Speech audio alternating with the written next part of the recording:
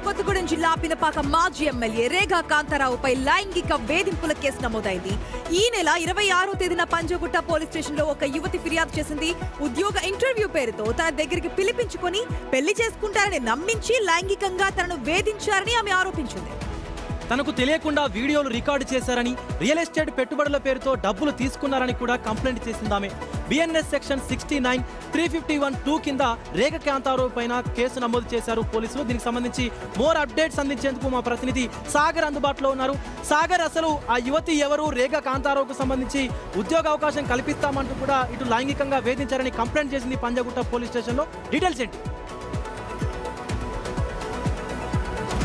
Yes Vijay, యువతి ఫిర్యాదు మేరకు ఇక్కడ యువతి 2 రకాల ఆరోపణలు చేస్తుంది. తనను ఇంటర్వ్యూ పేరుతో పిలిపించి ఫ్లాట్లో లైంగిక దాడికి పాల్పడ్డట్లు కూడా బీఆర్ఎస్ మాజీ ఎమ్మెల్యే రేగా కాంతారావుపై సంచలన ఆరోపణలు చేస్తూ ఫిర్యాదులో కూడా కొన్ని ఆధారాలు సమర్పించినట్లు తెలుస్తుంది. సో పెళ్లి చేసుకుంటున్నాను ప్రేమ పేరుతో నమ్మించి గత 4 ఏళ్లుగా మోసం చేస్తున్నారు. అదేవిధంగా 4 లక్షల రూపాయలు తాను రియల్ ఎస్టేట్ పేరుతో ఇన్వెస్ట్మెంట్ చేపించారు.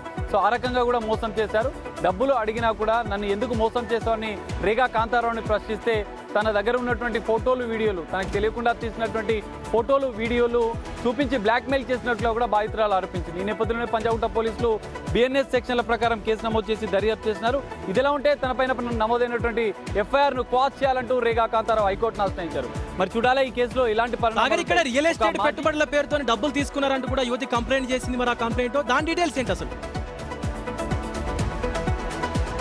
ఎస్ విజయ్, ఖచ్చితంగా తనను 4 ఏళ్లుగా లైంగికంగా దాడి చేస్తూ వాడుకుంటూ తనను డబ్బులు తీసుకొని తన వద్ద రియల్ ఎస్టేట్ వ్యాపారం చేద్దాం, తర్వాత అందులో రెట్టింపు లాభాలు వస్తాయని యువతిని నమ్మించాడు.